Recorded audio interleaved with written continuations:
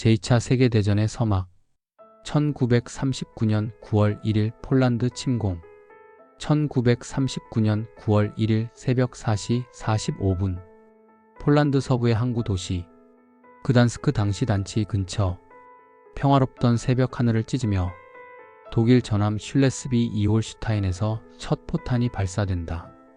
목표는 폴란드군이 주둔 중인 베스테르플라테 요새였다. 같은 시각 하늘에는 루프트바페 독일 공군의 슈투카 급강하 폭격기들이 폴란드 공항과 철도를 향해 돌진하고 있었다. 이것은 단순한 국경 분쟁이 아니었다. 히틀러가 직접 지시한 폴란드 침공, 작전명 백색 계획의 실행이었다. 히틀러의 계산, 베를린 총통관저 아돌프 히틀러는 침공 전날 최측근에게 말했다. 나는 단호한 결심을 내렸다. 이제 무기를 들 시간이다. 히틀러는 8월 23일 스탈린과 독소 불가침 조약을 체결하며 폴란드를 분할 점령하기로 밀약을 맺은 상태였다. 그는 영국과 프랑스가 폴란드를 위해 전쟁을 감수하지 않을 것이라 판단했다. 하지만 그것은 오판이었다. 같은 날 오후 5시 프랑스도 독일에 선전포고를 선언했다. 프랑스는 제1차 세계대전의 상흔이 아직도 남아있었기에 군사적 결정을 더 신중히 접근했지만 영국과의 동맹, 그리고 폴란드와의 상호방위 조약은 행동을 요구했다. 영국의 선전포고 직후 영연방 국가들도 일제히 독일의 전쟁을 선포했다. 오스트레일리아 총리 로버트 맨지스는 라디오를 통해 우리는 영국과 함께 전쟁에 들어간다고 공식 발표했다. 뉴질랜드는 약간의 시간차를 두고 같은 날 독일에 선전포고를 했다. 이 두 나라는 대영 제국의 일원으로서 참전했지만 전쟁은 머나먼 유럽뿐 아니라 태평양 지역으로도 곧 번지게 될 것이다. 1939년 9월 1일 독일의 침공으로 시작된 불꽃은 단 48시간 만에 세계적인 전쟁으로 번졌다. 1939년 9월 3일은 세계가 전쟁에 돌입한 날, 다시는 되돌릴 수 없는 날로 기록되었다. 1939년 9월 17일 소련 동부 폴란드 침공, 폴란드 동부 국경. 1939년 9월 17일 새벽 짙은 안개가 깔린 국경지대. 그러나 그 안개를 뚫고 붉은 군대 소련군의 전차와 보병들이 국경을 넘어 들어오기 시작했다. 방향은 폴란드 동부, 즉 독일군의 진격 방향과는 반대였다. 이것은 우연이 아니었다. 불과 3주 전인 8월 23일 소련과 나치 독일은 공개적으로는 독소 불가침 조약을 체결했지만 그 안에는 비밀 의정서가 있었다. 이 조항에는 폴란드를 독일과 소련이 분할 점령한다는 내용이 담겨 있었다. 서부 폴란드는 독일이, 동부 폴란드는 소련이 차지하기로 한 것이다. 소련은 독일의 침공을 며칠 지켜본 뒤 폴란드군이 독일에 몰입한 틈을 노려 후방에서의 침공을 감행한 것이다. 소련은 국제사회에 다음과 같이 발표했다. 폴란드 국가는 더 이상 존재하지 않는다. 우리는 우크라이나계와 벨라루스계 주민을 보호하기 위해 진군한다. 그러나 현실은 단순한 민족 보호가 아닌 전략적 점령이었다. 소련은 이미 폴란드 동부 점령 계획을 구체적으로 세운 상태였고 군사작전은 전격적으로 진행되었다. 폴란드군은 이미 독일과의 격전으로 피폐해져 있었고 동쪽에서는 소련이 몰려왔다. 양면전은 도저히 감당할 수 없었다. 폴란드 정부는 루마니아로 탈출했고 군 일부는 영국과 프랑스로 망명했다. 9월 말 독일과 소련은 폴란드를 완전히 분할 점령하며 침공을 마무리했다.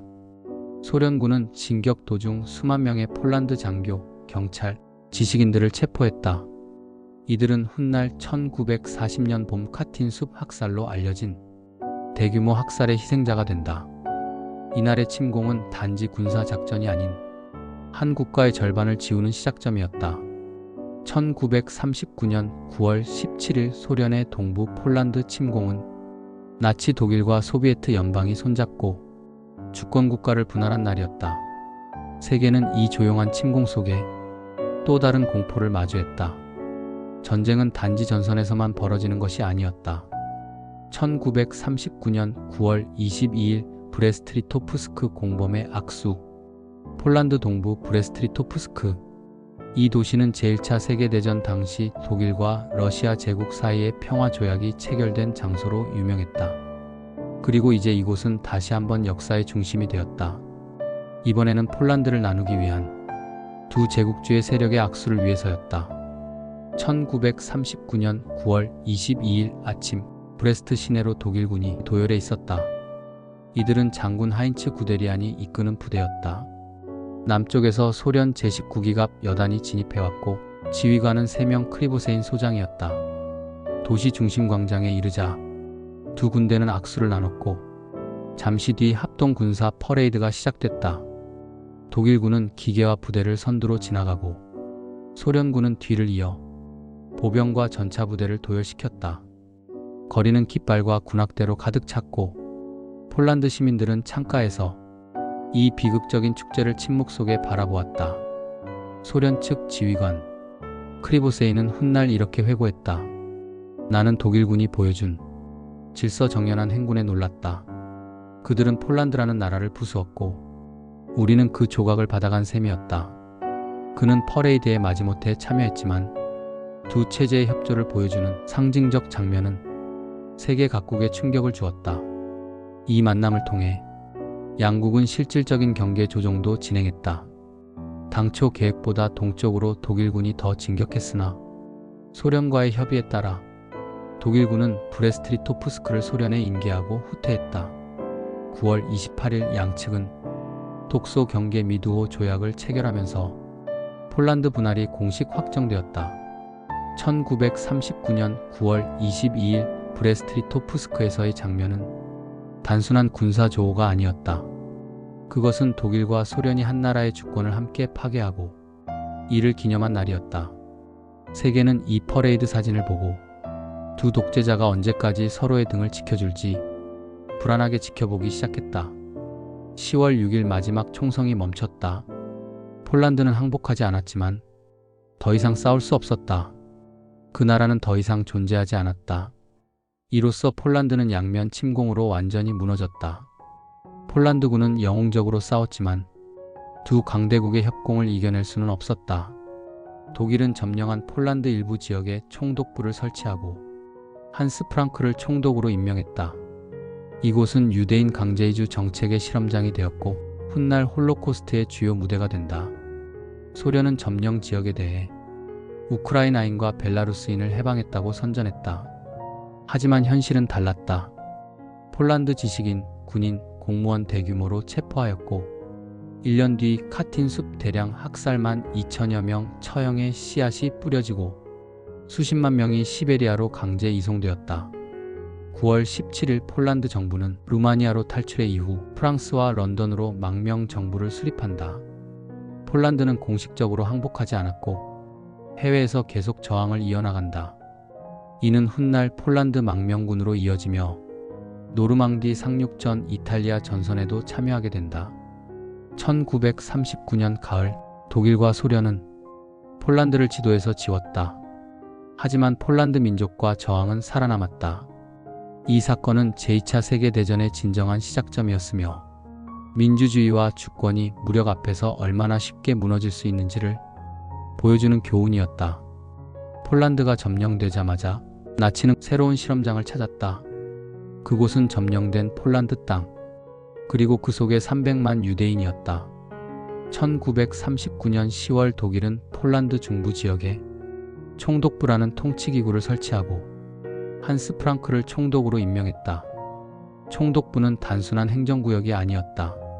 나치의 인종정책 실험장, 그리고 유대인 박해의 본격적인 무대였다. 나치 독일은 점령지에서 다음과 같은 조치를 시행했다. 모든 유대인은 신원 등록을 강제당했고 유대인이라는 표시가 된 신분증을 지니도록 했다. 유대인들은 옷에 노란 다입 별별 모양 표식을 달아야 했다. 이는 독일 국민과의 구분을 위한 조치였지만 사실상 사회적 격리와 모욕의 시작이었다. 유대인들을 도시 외곽 빈민가로 강제 이주시켰다. 1939년 10월 피오트르 쿠프 폴란드 최초 게토를 설치하였고 뒤이어 바르샤바 게토, 우치 게토, 크라쿠프 게토 등 잇따라 형성되었다. 철조망 벽으로 외부와 차단하고 식량 배급은 극도로 제한되었다. 비유대인에 비해 30%만 지급되었다. 초기에는 유대인을 강제 이주하거나 노동력으로 활용하려는 목적이 강했다. 하지만 1941년 톡소전쟁 이후 그 정책은 대량 학살로 나아가게 된다. 그러나 이미 1939년 말 1940년 초부터 유대인 재산 몰수, 학교, 직장, 상점 출입 금지, 체포 및 강제노역, 수용소 수용, 이러한 수단들은 전면화되었다. 1940년 11월 바르샤바 게토 안전 봉쇄, 약 40만 명의 유대인이 좁은 공간에 수용되었고 하루 400에서 500칼로리 배급, 기아와 전염병, 폭력으로 인해 1941년 말까지 약 10만 명 이상 사망하였다. 1939년에서 1940년은 아직 가스실과 수용소가 등장하지 않은 시기였다. 하지만 이 시기야말로 유대인 억압이 제도화되고 일상화되고 계획화된 시기였다. 그것은 단순한 차별이 아니었다. 그것은 말살을 위한 행정의 시작이었다. 소련의 침공은 계속되었다. 새벽 레닌그라드 북쪽 국경지대, 소련군의 포성이 핀란드의 침묵을 깨뜨렸다. 소련은 핀란드를 침공했고 겨울전쟁이 시작되었다. 소련은 레닌그라드 상트페테르부르크 방어를 이유로 핀란드의 영토 양도를 요구하였다. 하지만 핀란드는 중립국으로서 주권 수호 의지가 강했으며 요구를 거절하였다. 소련은 핀란드가 먼저 도발했다는 명분으로 침공을 감행하였다. 소련의 병력은 약 45만, 전차 2,000대, 항공기 1,000대였고 핀란드의 병력은 약 15만, 전차는 없고 항공기는 100여 대 수준이었다. 하지만 계절은 핀란드의 편이었다. 혹한의 겨울, 눈보라, 북극권의 긴밤 핀란드군은 스키를 타고 유령처럼 이동하며 소규모 매복과 게릴라전을 펼쳤다. 소련군은 동상, 보급 실패, 숲속 지형에 대한 무지로 고전을 면치 못했다. 시모에이의 눈 속의 저격수는 500명 이상을 사살했고 모티 전술로 적 부대를 고립시켜 차례로 섬멸하였다. 1940년 3월 13일 전쟁은 종료되었다. 모스크바 평화조약 체결로 핀란드는 영토 카렐리아 등 일부를 소련에 넘겨주었다. 그러나 주권은 지켰고 독립국가로 존속하였다. 핀란드는 패했지만 굴복하지 않았다.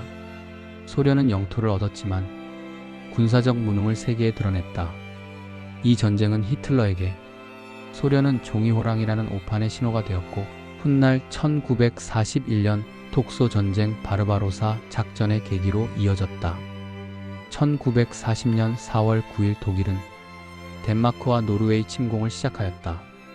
새벽 독일 전차와 군함이 북유럽을 향해 움직였다. 베저이붕 작전 낯이 독일의 북방 침공이 시작된 날이었다. 독일과 노르웨이 간 통로 확보와 공군기지의 설치 목적으로 한 전쟁이었다. 덴마크 침공은 저항 없는 점령이었다. 1940년 4월 9일 새벽 독일군 코펜하겐 입성. 왕실과 정부는 무력 충돌을 피하기 위해 즉시 항복, 하루 만에 점령 완료하였다. 덴마크는 이후 나치 치하에서도 상대적으로 완화된 통치를 받았다. 그리고 스웨덴 철광석 수송로를 장악하고 겨울철 노르웨이 나르비크항 사용 목적을 위해 영국 해군보다 먼저 진입하려는 전략으로 노르웨이 침공을 이어갔다. 같은 날 독일 해군과 공수부대가 오슬로, 베르겐, 트로네임, 나르비크 등 주요 항구 도시에 동시 상륙하였다. 노르웨이 군과 시민들, 그리고 영국과 프랑스 연합군 일부가 저항하였고 왕실과 정부는 북쪽으로 탈출 6월 7일 런던으로 망명하였다. 노르웨이 북부 나르비크 전투는 영국 프랑스 연합군과 독일군이 치열한 격돌을 하였다. 그러나 5월 유럽 본토 독일군의 프랑스 침공이 시작되자 연합군은 철수하였다. 6월 초까지 노르웨이는 완전히 점령되었고 독일은 북유럽 해상 보급로를 장악하였다. 노르웨이 항구 공군기지 확보로 대량전이 강화되었고 연합군은 전략적 패배로 해군력의 우위에도 불구하고 제압당하였다. 노르웨이는 망명 정부를 수립하고 저항운동은 지속되었다. 나치 독일은 하루 만에 덴마크, 2달 만에 노르웨이를 제압했다. 하지만 노르웨이 저항은 연합군의 간섭을 초래했고 유럽 전선이 북쪽에서 서쪽으로 움직이는 신호탄이 되었다. 이제 독일의 시선은 프랑스를 향했다. 1940년 5월 10일 서유럽 침공이 개시되었다. 새벽 하늘에 독일 공군이 나타났다. 탱크, 트럭, 낙하산병이 유럽 서부 전역으로 밀려들었다. 이날 나치 독일은 프랑스, 벨기에, 네덜란드, 룩셈부르크를 동시에 침공했다. 작전명은 황색작전. 목적은 서유럽 신속 제압과 영국의 고립이었다. 침공 루트는 속임수와 기습의 결합작전이었다. 벨기에와 네덜란드를 먼저 공격하고 연합군이 1차 세계대전처럼 북쪽 방어선으로 이동하게 만들었다. 진짜 주력군은 아르덴 숲을 통해 기습 돌파하는 전술이었다. 벨기에와 프랑스 접경지대는 공격 불가능으로 여겨졌던 밀림지대였다. 프랑스의 자랑 마지노선은 무용지물이었다. 독일군은 기동전으로 빠르게 파고들었다. 전쟁 전개 상황은 1940년 5월 10일 새벽 독일 공군이 네덜란드 상공을 뒤덮었다. 폭탄이 떨어졌고 낙하산병이 하늘에서 쏟아졌다. 나치 독일은 중립국 네덜란드를 기습적으로 침공했다. 영국 해협으로의 진출 경로를 확보하고 벨기에 및 프랑스 침공 전선 확장이었다. 연합군의 주력을 북쪽으로 유도해 아르덴 숲을 통한 기습 침투를 용이하게 하기 위해서였다. 독일의 전격전 블레츠크의 낙하산병 공수 작전. 독일군은 로테르담, 헤이그 인근에 대규모 공수부대를 투하, 공항과 다리 등 주요 거점을 선점하였다. 기계화 부대 지상 돌파를 하고 동시에 국경을 넘어 전차 부대가 빠르게 진입하였다. 네덜란드군은 고립되고 지휘체계는 혼란에 빠졌다. 로테르담 폭격은 항복의 결정타가 되었다. 5월 14일 독일은 로테르담 도심에 대규모 공습 감행하여 민간인 수천 명 사망과 도시 중심부가 잿더미로 변했다. 독일은 항복하지 않으면 다른 도시도 파괴하겠다고 협박하였고 다음날 네덜란드는 항복을 하고 여왕 위렐미나와 정부는 런던으로 탈출하여 망명 정부를 수립, 이후 저항운동을 지원하였다. 침공 시작단 5일 만에 함락되며 독일은 네덜란드 전역을 점령하고 군정을 실시하였다. 네덜란드는 유대인 탄압, 민간인 강제노동, 레지스탕스 활동이 주요 무대가 되었다. 네덜란드 침공은 프랑스 침공의 전주곡이었다. 벨기에 침공. 1940년 5월 10일 독일군은 벨기에 국경을 넘어 침공을 시작했다. 하늘에 독일 낙하산병이 퍼졌고 전차 부대가 들이닥쳤다. 1차 세계대전의 전장을 다시 밟는 침략의 행진이었다. 연합군을 북쪽으로 유인하고 벨기에를 통해 프랑스로 진입하려는 작전이었다. 동시에 아르덴 숲을 통한 기습을 준비하여 프랑스군의 측면 붕괴를 유도하는 것이다. 전선 분산으로 마지노선을 우회하였다. 벨기에는 1930년대 후반 중립 정책을 취했지만 독일의 위협에 대비해 방어선을 구축하였는데 알베르 운하 방어선이었다. 침공 직후 영국 프랑스 연합군이 벨기에로 진입, 독일의 의도대로 북부 전선에 병력이 집중되었다. 하지만 독일군은 중앙 돌파가 아닌 우회 작전을 감행 중이었다. 독일군은 벨기에 동부 요충지 에베네말 요새를 글라이더할 공격과 폭약을 이용해 점령. 세계 최대 요새 중 하나가 하루 만에 무력화되었다. 벨기에군은 기갑과 공군력이 부족했고 독일의 기동전을 막기엔 역부족이었다. 독일은 아르덴 숲을 통해 프랑스 후방으로 침투. 연합군은 벨기에 북부에서 포위 위기에 놓였다. 5월 말 영국 프랑스군은 던케르크 해안으로 철수. 33만 명 이상이 영국으로 탈출하였다. 다이너모 철수 작전이었다. 5월 28일 벨기에 국왕 네오폴드 3세는 무조건 항복을 선언하였다. 영국과 프랑스는 그를 배신자로 간주하였고 이후 벨기에는 독일군 점령하에 들어가며 레지스탕스 활동, 유대인 박해, 민간인 희생이 증가하였다. 벨기에는 18일 만에 함락하였고 독일은 유럽 서부 전선에서 기습과 속도로 모든 예상을 무너뜨렸다. 연합군은 북쪽에 집중한 것이 함정이었음을 깨달았을 땐 이미 프랑스 방어선은 돌파당한 뒤였다. 벨기에는 방어하려 했고 독일은 그것마저 계산했다.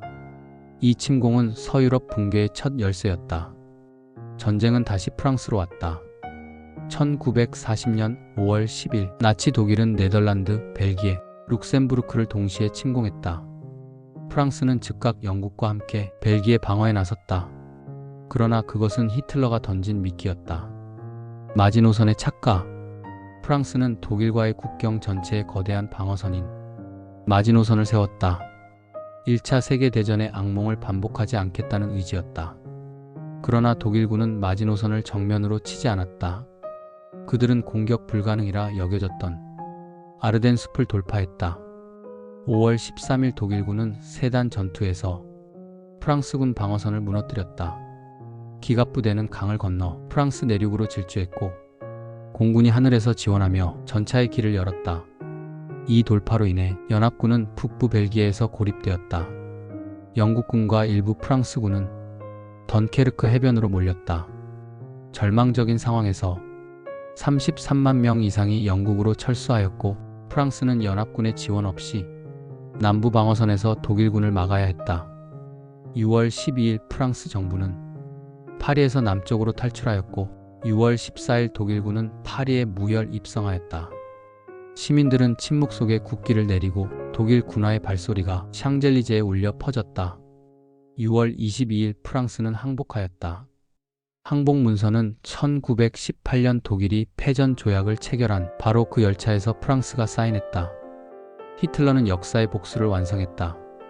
프랑스 북부는 독일을 직접 점령하였고 남부에는 괴뢰 정부인 비시 프랑스가 수립되었다. 드골 장군은 런던에서 자유 프랑스 망명 정부를 수립하였다. 1차 세계대전 당시 4년간 버텼던 프랑스가 단 6주 만에 항복. 유럽 대륙은 독일의 손에 들어갔다. 영국은 이제 홀로 저항하는 마지막 서방 국가가 되었다. 마지노선은 튼튼했지만 전쟁은 바뀌었다. 프랑스는 과거에 대비하다가 미래에 무너졌다. 프랑스는 무너졌고 유럽은 침묵했다. 히틀러의 전차는 영국 해협 앞까지 도달했다. 그러나 영국은 항복하지 않았다. 그래서 히틀러는 공군으로 그 섬을 무릎 꿇게 하려 했다. 전쟁의 무대는 하늘로 올라갔다. 히틀러는 영국 침공작전을 계획했다. 그러기 위해선 영국 공군 RAF를 먼저 무너뜨려 했다. RAF 기지와 비행장 파괴, 항공기 생산 공장과 레이더망 무력화, 그리고 도시 공습을 통한 민심 흔들기였다. 히틀러는 대형 침공 작전을 앞두고 RAF의 완전한 붕괴를 명령했다. 8월 13일 독일 공군 루프트바페는 독수리의 날아들 택 이글데이라 명명돼 공중 공격을 시작했다. 표적은 단 하나, 영국 남부 RAF 기지와 비행장들. 독일의 전략은 전투기 부대를 발진하는 핵심 RAF 기지들을 제거해 공중 지배권을 장악하는 것이었다. 공격 대상 목록 주요 RAF 기지는 빅토리아 웨스턴, 택미어, 캔틀베리, 픽포드, 혼처치. 이들은 모두 남부 잉글랜드, 런던 주변에 위치한 제11전투 사령부 소속 기지들이었다. 폭격의 방식은 고고도 폭격기와 급강하 폭격기 주8 17 슈투카가 활주로 경납 연료 저장고, 관제소를 타격하는 방식이었다. 메소 슈미트 B109 전투기가 호위하며 공중전을 대비하였다. 공습은 날마다 반복되었고 RAF 기지들은 포화 속에 갈라지고 무너졌다. 활주로가 파괴되면 이착륙 자체가 불가능해지고 지상관제 인원, 정비병, 통신병 등 민간 요원 포함한 사상자는 증가하였다. 피로가 누적된 조종사들은 하루에 수차례 출격하였고 예비기가 부족하여 한 대 한 대가 전쟁의 마지막처럼 소중했다. 하지만 레이더 망체인 허움과 지상 통제소는 여전히 작동 중이었다. RAF는 적의 접근을 조기에 파악하고 방어기 편대를 투입할 수 있었다. 독일은 비행장을 거의 무력화시키는 데 성공했지만 RAF 전투기 공장과 연료 보급, 레이더 시스템은 손대지 않았다. 특히 독일은 런던 대공습으로 전략을 전환하며 RAF 기지에 대한 집중 압박을 보였다. 이로 인해 RAF는 회복 시간을 얻었고 결국 전세는 서서히 기울기 시작했다. 독일은 영국 본토 침공의 발판을 잃었다. 하늘에서의 패배는 유럽 전체 전쟁의 흐름을 바꾸는 전환점이 되었다. 비행장은 무너졌지만 하늘의 수호자는 꺾이지 않았다. 그리고 그 끈질긴 저항이 자유세계를 지켜냈다. 전쟁은 단지 하늘 위에서 벌어지지 않았다. 1940년 8월 독일은 영국 공군 RAF의 조종사만이 아니라 그들이 타고 날아오를 수 있는 비행기 자체를 없애야 한다는 결론에 도달했다. 하늘을 잃게 하려면 날개부터 꺾어야 한다. 항공기 생산 공장 파괴 대상이 된 산업의심 장부 슈퍼마린 공장, 사업 전투기 생산의 핵심 코코 공장, 킹스턴 허리케인 전투기 제작, 브리스톨 공장, 브리스톨 폭격기 및 엔진 생사, 코번트리, 버밍엄 등 중공업 중심지 등 독일 공군의 폭격 방식은 고고도 정밀 폭격기 헤인컬, T-111도 어니얼드 17 사용, 야간 폭격을 통한 도시 전체 마비 시도였다. 일부 공장은 큰 피해를 입었고 일시적인 생산 중단도 발생했다. 그러나 영국의 대응은 분산 생산 체계를 구축, 첨단 기술과 숙련 노동자들을 지하 벙커와 시골 마을, 작은 공장들로 이동시켰다. 다수의 소규모 생산 시설이 계속 비행기를 만들어냈다. 심지어 일부 스피드파일은 곡물 창고, 대학 강당에서 조립되었다. 또한 영국은 레이더 체계 체인 홈은 세계 최초의 실전 레이더 네트워크였다. 남부 해안선을 따라 수십 개의 고정식 레이더 탑 설치, 독일 공군 접근을 최소 100마일 전 조기 탐지가 가능했다. 독일은 레이더 기지를 급강화 폭격기로 파괴하려 하였고 통신선 관제센터까지 공격하여 눈과 귀를 동시에 막는다는 계획이었다. 8월 중순 덴브리지, 벤덴, 펜버시 등 레이더 기지를 타격하였으나 탑이 일부는 파괴되었지만 정비조가 24시간 내 복구하였다. 독일은 레이더의 가치를 과소평가했고 공습은 곧 중단되었다. 히틀러는 런던 대공습으로 전략을 바꾸며 레이더만 공격을 중단했다. 독일군은 전략의 전환으로 군이 아닌 민간을 겨냥했다. 1940년 9월 독일은 RAF의 기지를 완전히 무너뜨리는데 실패하자 히틀러와 괴링은 전략을 바꾼다. 영국인의 마음을 무너뜨려라. 항복은 그 뒤의 일이다. 이제 목표는 민간인 공포를 조장해 민심을 흔들고 정부가 전쟁을 포기하게 만드는 것이었다. 1940년 9월 7일 밤 독일 공군은 런던을 향해 폭격기 수백 대를 출격시킨다. 목표물은 공장이 아니라 도시 전체, 주거지역, 시장, 병원, 학교까지 가차 없었다. 첫날의 사망자만 400명 이상, 수천 명이 집을 잃었다. 런던은 불바다가 되었고 공습은 밤마다 반복되었다. 도시 전체가 검게 타들어가는 소리, 무너진 건물 속에서 울부짖는 사람들, 템스 강변의 유조선이 폭발하고 버킹엄 궁전마저도 폭탄에 맞았다. 사람들은 매일 밤 지하철역과 방공호 속으로 대피했다. 그러나 민심은 흔들리지 않았다. 런던 시민들은 공습 속에서도 출근했고 학생들은 학교로 향했다. 버려진 거리에선 자원봉사자들이 불길을 잡았고 부상자를 응급처치했다. 처칠은 방송을 통해 선언했다. 우리는 결코 항복하지 않을 것이다. 블리츠의 범위는 런던을 넘어섰다. 독일 공군은 버밍엄, 코번트리, 리버풀, 맨체스터, 셰필드 등 산업과 인구 밀집 지역 전체를 타격했다. 독일은 수개월에 걸쳐 약 4만 명의 민간인을 살해했지만 영국 정부는 항복하지 않았고 오히려 국민의 결속과 저항 의지를 불러일으켰다. RAF는 오히려 재편성에 성공했고 독일 공군은 기지 손실 없이 후퇴해야 했다. 영국은 이때부터 전시 민간 방위 체계와 정보 통제 시스템을 강화했고 전시 저항의 상징으로 런던 시민들이 기억되었다. 공중전의 패배와 본토 침공의 좌절은 히틀러의 전쟁의 질을 꺾었다.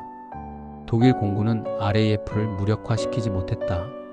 레이더망과 전투기 생산은 계속 살아있었고 영국 본토 항공전에서 독일은 막대한 손실을 입었다. 무엇보다 영국은 항복하지 않았고 히틀러의 계산이 어긋나기 시작했다. 작전에는 상륙 용선박 2,000척 이상이 필요했지만 독일은 그에 턱없이 부족했다. 영국 해군의 압도적인 해상 우위는 독일 상륙 부대를 해협 한가운데서 괴멸시킬 가능성이 컸다. 독일은 공중 지배 없이 바다를 건널 수 없었고 그 조건은 충족되지 않았다. 1940년 10월 12일 히틀러는 해사사자 작전의 무기한 연기를 지시한다. 하지만 그것은 사실상 포기 선언이었다. 영국 침공은 새로운 명령이 있을 때까지 연기한다. 히틀러의 작전 지시문. 그리고 10월 31일 영국 본토 항공전은 공식 종료되었다.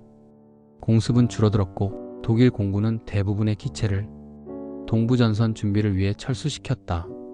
히틀러는 소련 침공을 위한 계획 바르바로사 작전에 초점을 맞추며 영국 침공을 뒤로 미루는 것이 아니라 포기했다. 삼국 동맹의 날 1940년 9월 27일 베를린. 1940년 9월 히틀러의 유럽 전선은 파죽지세였다. 프랑스는 무너졌고 영국만이 버티고 있었다. 같은 시기 일본 제국은 동아시아에서 중국과의 전쟁 중일 전쟁을 장기화하고 있었으며 남방 진출을 위해 유럽 식민지에 눈독을 들이고 있었다. 그리고 이탈리아 무솔리니는 히틀러의 그림자를 따르며 지중해와 북아프리카에서 제국주의 야망을 불태우고 있었다. 이 셋은 각자 다른 전쟁을 벌이고 있었지만 하나의 공통된 목표를 갖고 있었다. 미국과 영국을 견제하고 새로운 세계 질서를 만들자. 베를린의 서명. 1940년 9월 27일 독일 외무성. 고디풍 궁전 건물 안에서 세 나라의 외무장관이 마주 앉았다. 요아임 폰 리벤트로프 독일, 가노 도시미스 일본, 첸초 치아노 이탈리아. 그들은 한 장의 문서에 서명했다. 미국이 세 나라 중 어느 하나를 공격할 경우 나머지 두 나라는 자동으로 참전한다. 삼국 동맹 조약 제3조. 그날 세계는 두 개의 진영으로 더욱 선명히 나뉘기 시작했다. 조약의 핵심 내용은 세계의 새로운 질서 확립, 독일, 이탈리아는 유럽의 새로운 질서, 일본은 동아시아의 새로운 질서, 군사원조 조항으로 어느 한 나라가 미국 등 외부 국가의 공격을 받으면 나머지 두 국가는 자동 개입한다는 내용과 향후 정치 경제 협력 내용도 포함되어 있었다. 이 조약은 소련이나 기존 유럽 국가와의 적대 조항은 포함되지 않았다. 이는 후일 독소 전쟁과 충돌을 피하려는 의도였다. 독일의 의도는 미국 견제였다. 히틀러는 이 조약을 통해 미국의 유럽 개입을 억제하려 했다. 일본이 미국과 태평양에서 충돌하면 미국은 유럽 전선 개입 여력이 줄어들 것이야 계산했다. 일본의 의도는 남방 진출 정당화였다. 일본은 프랑스령 인도차이나와 네덜란드령 동인도 진출을 준비 중이었다. 유럽이 전쟁으로 혼란한 틈을 타기 위해선 독일, 이탈리아와의 정치적 후방 보장이 필요했다. 이탈리아의 의도는 동맹국으로서의 체면 유지였고 무솔리니는 히틀러의 성공에 편승하고자 했다. 실질적 전쟁 능력은 부족했지만 동맹 체결을 통해 추축국의 일원으로 존재감을 확보하려 했다. 이 조약은 제2차 세계대전의 국제적 구도를 명확히 만든 결정적 사건이었다. 이에 대응하는 미국, 영국, 중국, 소련 등의 연합국 체제를 형성하게 되었다. 이후 헝가리, 루마니아, 불가리아 등 여러 나라들이 삼국 동맹에 가입하며 추축국 진영은 확대되었다. 세 대륙의 제국주의가 손을 잡은 날, 세계는 더욱 어두운 전쟁의 회오리로 빨려들기 시작했다. 발칸반도 작전 독일, 유고슬라비아와 그리스 침공. 1941년 4월 6일 히틀러 남쪽 전선을 열었다. 히틀러의 시간표를 위협한 남부 유럽. 1941년 초 히틀러는 바르바로사 작전, 즉 소련 침공을 6월로 계획하고 있었다. 그러나 예기치 못한 상황이 발생했다. 이탈리아가 그리스를 침공했다가 실패하며 그리스군이 반격하여 이탈리아를 압박하게 되었다. 영국군이 그리스에 상륙하자 독일은 영국이 발칸의 교두보를 만든 것에 민감하게 반응하였다. 유고슬라비아가 독일의 삼국 동맹에 가입했다가 민중 반발로 친독 정부가 붕괴되고 히틀러는 이를 측면의 위협으로 간주했다. 소련 침공 전에 남부를 정리해야 한다고 결심한다. 1941년 4월 6일 새벽 5시 15분 독일 공군이 유고슬라비아와 그리스 국경을 동시에 넘었다. 히틀러는 유고슬라비아가 삼국 동맹을 배신했다고 보고 철저한 보복 침공을 명령했다. 베오그라드 공습으로 단 하루 만에 수도가 폐허가 되고 수천 명의 민간인이 목숨을 잃었다. 독일군은 불가리아, 헝가리, 이탈리아군과 협력, 유고슬라비아를 11일 만에 항복시켰다. 이탈리아는 그리스를 상대로 실패했지만 독일군은 산악부대와 공수부대를 투입하여 알바니아, 마케도니아, 테살로니키로 남하하였다. 영국군은 그리스에 파견되어 있었지만 병력 열세로 인해 후퇴와 철수를 반복한다. 나치는 파르테논 신전의 하켄크로이츠나치 깃발을 개항하였다. 독일은 세계 최초의 대규모 공수작전을 단행하며 크레타 섬을 공중에서 점령하지만 심각한 공수부대 손실로 히틀러는 다신 공수작전을 하지 않겠다고 선언하였다. 성공했지만 늦어졌다. 발칸 전선은 독일의 압승이었다. 그러나 이 작전은 히틀러의 시간표를 4에서 6주가량 지연시켰고 이것은 훗날 소련과의 전쟁에서 겨울을 맞는 결정적 원인 중 하나가 된다. 독소 불가침 조약의 붕괴. 1939년 8월 히틀러와 스탈린은 독소 불가침 조약을 체결, 유럽 분할 약속, 서로를 침공하지 않겠다는 합의를 했었다. 그러나 히틀러는 처음부터 이를 일시적 수단으로 생각했다. 소련은 언젠가 반드시 정복되어야 할 민족이다.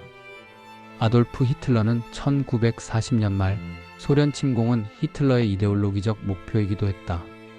레벤스라움 생존 공간을 동쪽에서 확보하고 공산주의 척결과 유대인, 슬라브인 제거를 목표로 하였다. 1941년 6월 22일 독일군은 선전포고 없이 소련 국경 2900km 전선에서 기습 침공을 시작했다. 세 곳의 대규모 지상군 병력이 투입되었다. 북부군은 발트에렌 잉그라드, 중부군은 벨라루스 모스크바, 남부군은 우크라이나 키예프. 병력은 약 330만 명과 전차 3000대 이상, 항공기 2700대 이상이 투입되며 인류 역사상 가장 큰 지상전쟁이 개시되었다. 초기 성과는 독일의 압도적 진격이었다. 소련은 전혀 준비되지 않은 상태였고 많은 지휘관이 숙청 스탈린 대숙청으로 전투 경험이 없었다. 첫날에만 소련 공군기 약 1200대가 파괴되었고 수십만 명의 소련 병사가 포로로 잡혔다. 한 달 만에 키예프, 민스크, 스몰렌스크 등이 함락되었고 히틀러는 빠른 승리를 확신했다. 그러나 러시아의 겨울이 다가오고 있었다. 모스크바를 향한 진격은 점점 느려지고 보급선은 길어졌으며 소련은 대규모 징집과 총동원령으로 반격을 준비하였다. 12월 초 독일군은 모스크바 외곽 30km 지점까지 도달하였다. 그러나 혹한과 진창 병력 손실, 보급 부족으로 멈추고 말았다. 소련군은 시베리아에서 동원한 신병과 전차로 첫 대규모 반격에 나섰다. 독일은 처음으로 전선에서 밀리며 겨울을 맞게 된다. 히틀러는 소련을 10주 안에 무너뜨리려 했지만 결국 그 전쟁은 독일을 무너뜨렸다. 1941년 8월 14일 전쟁 속에서 피어난 새로운 세계 질서의 약속이 만들어졌다. 1941년 여름 유럽은 이미 히틀러의 전쟁으로 불타고 있었고 미국은 아직 참전하지 않았지만 무기대여법 등을 통해 영국을 지원하고 있었다. 영국은 독일과 외롭게 싸우는 중이었고 미국은 전면 참전은 꺼리면서도 국제 문제에 점점 깊숙이 관여하고 있었다. 바로 이 시점 두 지도자가 북대서양 한복판에서 비밀리에 회담을 가졌다. 장소는 뉴펀들랜드 근처 군함 위에서 루스벨트는 미국 해군 군함 USS 러거스다. 처칠은 영국 전함 HMS 프린스 오브 웨어스에 각각 탑승하고 회담 장소에서 만남을 가졌다. 양측 대표단은 군함 위에서 나란히 식사하고 예배를 드리고 협정을 논의했다. 1941년 8월 14일 양국은 회담의 결과를 대서양 헌장이라는 이름으로 발표했다. 이는 전후 세계 질서에 대한 공동 비전이었다. 대서양 헌장의 주요 내용은 1. 영토 확장 반대, 국경 변경은 주민의 의사에 따라야 한다. 2. 민족 자결 원칙 존중. 3. 무역과 경제 장벽 제거. 4. 타 모든 나라의 경제적 번영과 복지를 촉진. 5. 나치 독일의 무력화와 전쟁 폐기. 6. 공포와 결핍에서 해방된 평화 보장. 7. 공해상 자유. 8. 전후 세계를 위한 국제협력기구 창설 지향. 이 전쟁은 정복이 아니라 자유와 정의를 위한 것이다. 루스벨트와 처칠. 이 헌장은 사실상 유엔의 헌장과 국제연합의 기초가 되었다. 나중에 소련도 이 헌장을 지지했고 많은 식민지 국가들에게 독립의 꿈을 심어줬다. 특히 민족 자결 원칙은 훗날 아시아와 아프리카의 탈식민지 운동에 영향을 미쳤다. 그러나 이 헌장은 법적 구속력이 없었고 미국은 당시 전쟁에 아직 참전하지 않은 상태였다. 루스벨트는 국민들의 반전 여론을 의식해 공식적인 군사 동맹은 맺지 않았다. 그러나 이 선언은 상징적 의미로 자유세계 외에서 전체주의의 대결 구도를 분명히 보여준 사건이었다. 1941년 12월 7일 태평양에서 전쟁에 불이 붙었다. 1941년 하반기 일본은 미국, 영국, 중국 등과의 갈등이 극에 달했다. 일본은 만주 침공으로 중일 전쟁을 확대 동남아로 진출을 하려 하였고, 미국은 일본의 팽창을 억제하고 석유, 철강, 금수 조치를 통해 자산을 동결하였다. 양국은 마지막까지 외교 협상을 시도했지만 11월 말 미국이 제시한 헐로트는 일본의 사실상 최후 통첩으로 받아들여졌다. 우리는 결단해야 한다. 배를 띄울 시간이다. 일본 총리 도조 히데키의 출사표였다. 작전명 진주만 공격. 일본 해군 연합함대는 비밀리에 북태평양을 우회. 미국 태평양 함대의 근거지 진주마나와이를 기습 목표로 설정하였다. 총지휘관은 야마모토 이소로쿠, 출동 병력은 항공모함 6척, 전투기 폭격기 400여 대였다. 이 작전은 미국 항공모함을 격침하고 태평양 제해권을 장악하는 데 목적이 있었다. 1941년 12월 7일 일요일 아침 오전 7시 48분 하와이 진주만 상공에 일장기를 단 전투기들이 나타났다. 일본 공격대가 성공적으로 기습에 성공했다는 암호가 전송되었다.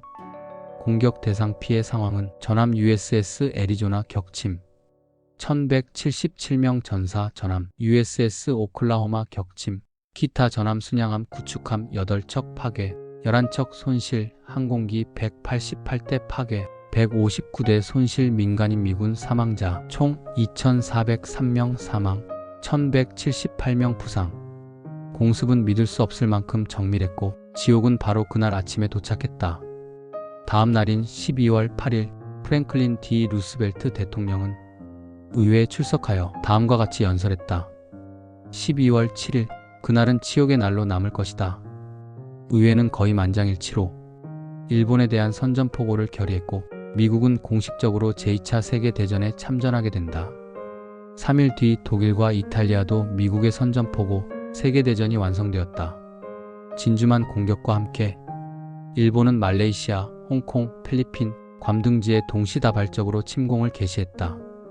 대동아 공영권이라는 이름 아래 일본은 동남아시아 전역을 공격했고 태평양 전쟁이 본격적으로 시작되었다. 1941년 12월 7일 아침 일본은 잠자는 거인을 깨웠고 그 거인은 태평양 전체를 흔들기 시작했다.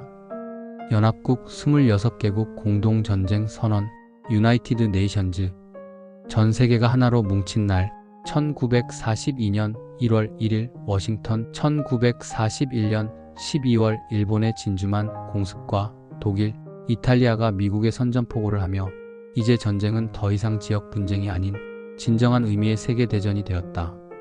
이 시점에서 미국, 영국, 소련, 중국을 중심으로 세계 각국이 공동전쟁 목표를 천명할 필요성이 생겼다. 선언 장소는 워싱턴 D.C. 미국 국무부 건물에서 프랭클린 D. 루스벨트 미국 대통령이 주최하고 참석국은 미국, 영국, 소련, 중국을 포함한 26개국 개표단들이 한자리에 모였다. 연합국 선언문 데클레이션 핵심 내용은 각국은 현재 추측국과 전쟁 중이며 파시즘에 맞서 끝까지 싸울 것을 맹세한다. 개별적 휴전은 하지 않으며 대서양 헌장의 원칙을 지지한다. 선언 주요 항목은 전쟁 수행에 있어 전면 협력, 어떤 나라든 추측국과 별도로 평화 협상하지 않음, 대서양 헌장에 명시된 자유와 정의의 원칙 지지, 전후 평화와 안전 보장을 위한 협력 약속. 이 선언에서 루스벨트는 처음으로 유나이티드 네이션즈, 연합국이라는 말을 공식 사용했다. 훗날 이것이 바로 오늘날의 국제연합 유엔의 기원이 된다. 이 전쟁은 자유세계를 지키기 위한 것이다. 오늘 우리는 전 인류를 대표한다. 프랭클린 D. 루스벨트 1942년 1월 1일 전 인류가 하나의 목소리로 외쳤다. 우리는 끝까지 싸운다. 함께 이긴다. 1941년 진주만 기습 이후 일본은 놀라운 속도로 태평양을 장악했다. 필리핀, 싱가포르, 말레이 반도, 인도차이나 반도까지 점령하였다. 미 해군은 수세에 몰려 있었고 일본은 하와이 점령을 위한 교두보 미드웨이 섬을 다음 목표로 삼았다. 야마모토 이소로쿠 제독은 말했다. 미국 항공모함을 유인해 한 방에 끝낸다. 작전명은 MI 작전. 목적은 미드웨이 섬 점령과 미 항모 유인 후 격침이다. 전력은 일본 항공모함 4척, 전투기, 폭격기 300여 대. 지휘는 야마모토 이소로쿠, 나구모 주이치. 그러나 미국은 일본 암호를 이미 해독하고 있었다. 작전 계획, 공격 시점, 항로까지 사전에 파악하였다. 1942년 6월 4일 새벽, 일본은 미드웨이 섬을 폭격하기 시작하였다. 미국은 항공모함 3척 엔터프라이즈 요크타운 호넷에서 기습 반격을 준비 중이었다. 결정적 순간정 오후 무렵 일본 항모들은 방어용 폭탄으로 무장한 채 항공기 재급류 재장전을 하던 찰나, 그때 미국 급강화 폭격기들이 구름 사이를 뚫고 일본 항모 상공에 나타났다. 20분 만에 항공모함 마카기 카가 소류 격침되었고 다음날 히류까지 침몰하였다. 일본 해군 항공 전력의 핵심이 붕괴되었다. 일본은 더 이상 공세적 작전을 펼칠 수 없게 되었고 미국은 태평양 전역에서 주도권을 확보하게 되었다. 전쟁의 판도가 완전히 뒤집힌 전투가 되었다. 이 해전은 태평양 전쟁의 흐름을 바꾸었다. 20분 동안 일본 제국 해군은 100년의 야망을 이뤘다. 그리고 미국은 태평양의 운명을 다시 쓰기 시작했다. 독일은 스탈린그라드 공격을 개시했다. 1942년 8월 23일 동부 전선의 심장부를 노린 히틀러의 도박이 시작되었다. 배경은 소련 자원을 차단하는 것.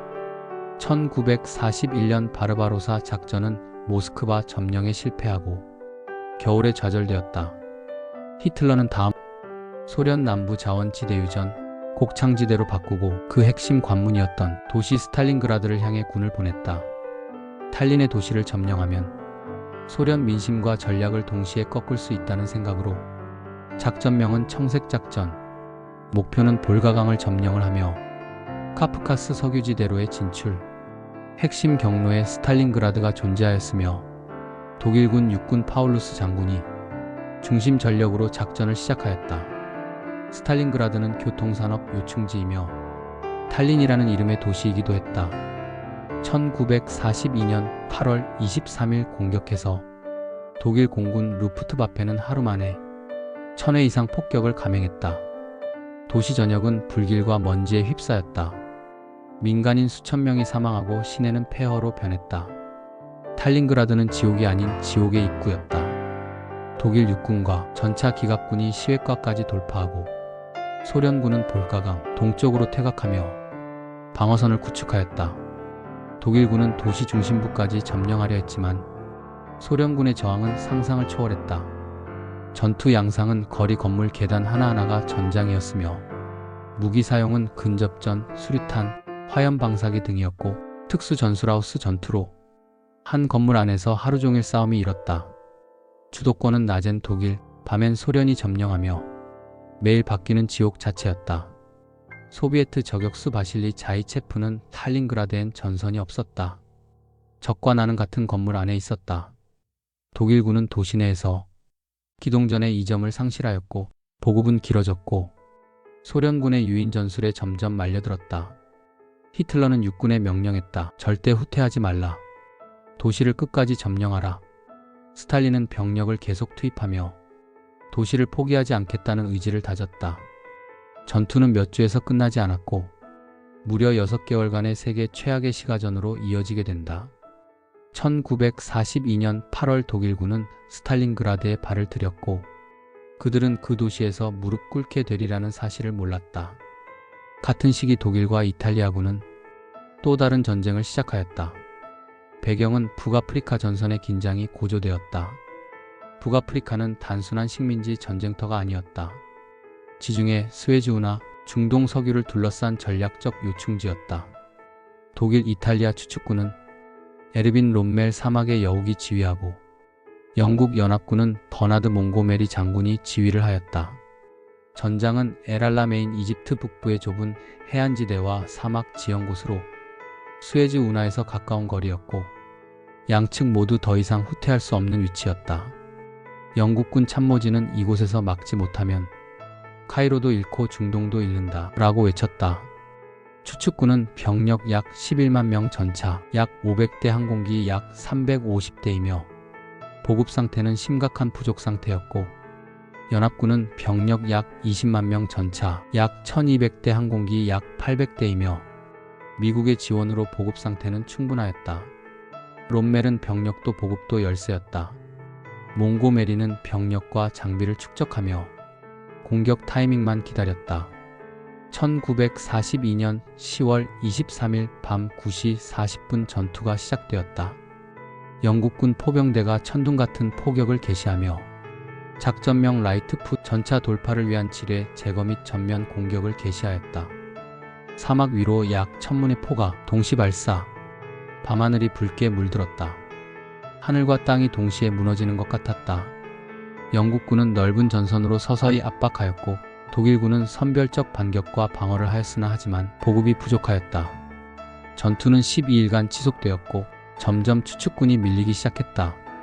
추측군의 북아프리카 확장이 완전히 저지되며 연합군의 자신감이 회복되는 계기가 되었다. 사막 한복판에서 시작된 엘알라메인 전투는 히틀러의 팽창 야망이 처음으로 후퇴를 명령하게 만들었다.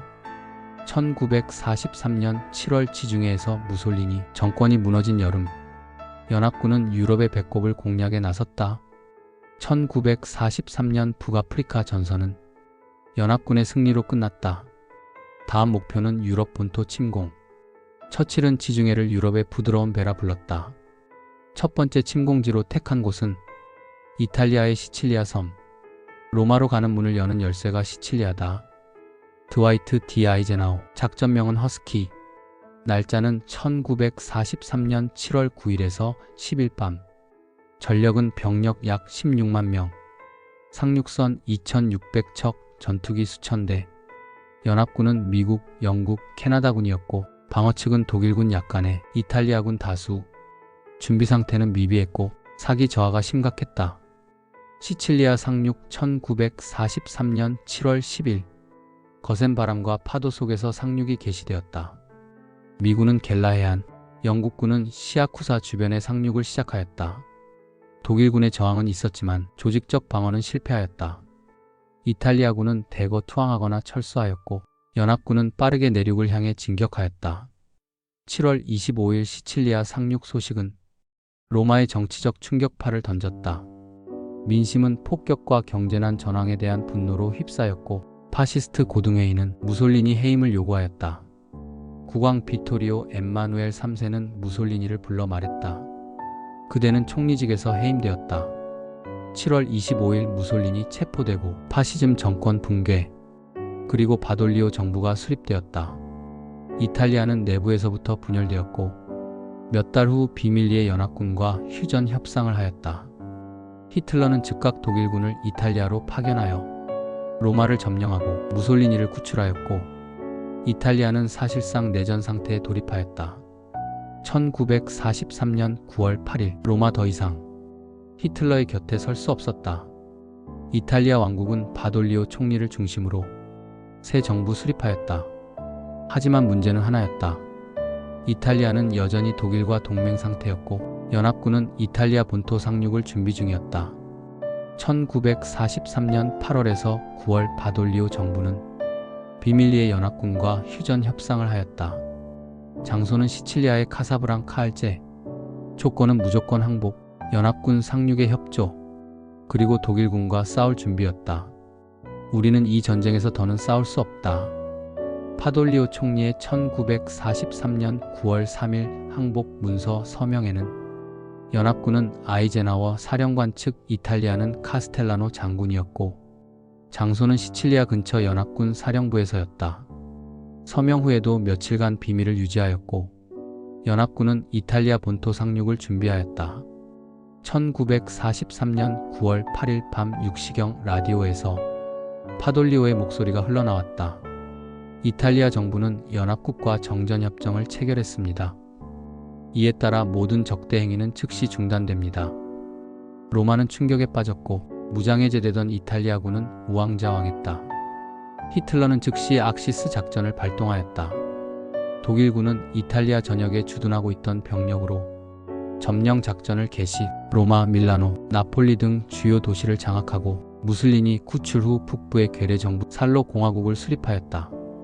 그리고 이탈리아군 수만 명을 체포 또는 학살하였다. 남부 이탈리아는 왕정과 연합군에 협조하였고 북부 이탈리아는 무솔리니와 독일군이 지배하였다. 사실상 내전 상태에 돌입하였다.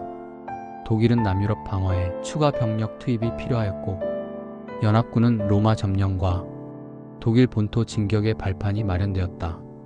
1943년 9월 이탈리아는 전쟁에서 빠지려 했지만 그 순간부터 진짜 전쟁은 자국 땅 위에서 벌어지기 시작했다.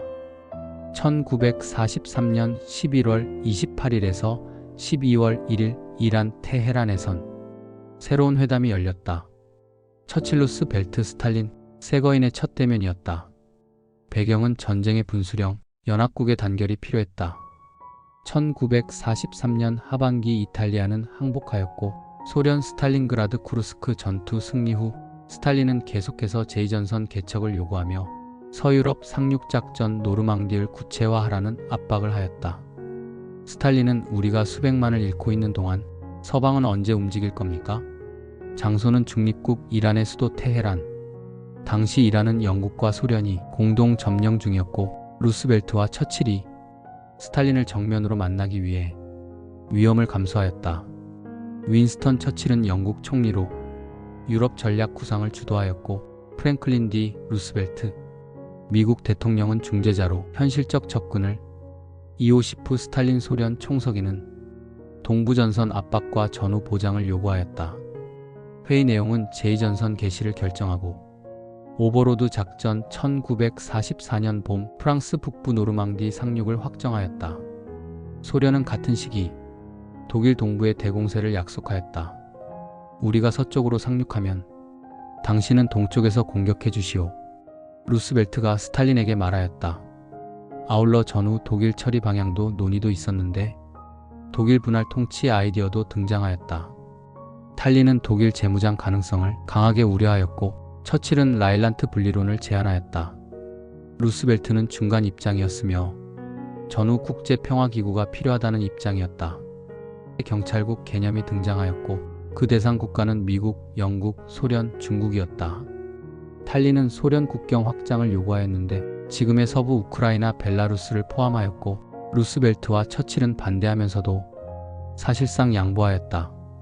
현실이 이상보다 앞선다. 루스벨트의 사적 발언이다. 테헤란 회담은 전쟁의 끝을 향한 연합국의 첫 공식 약속이었다.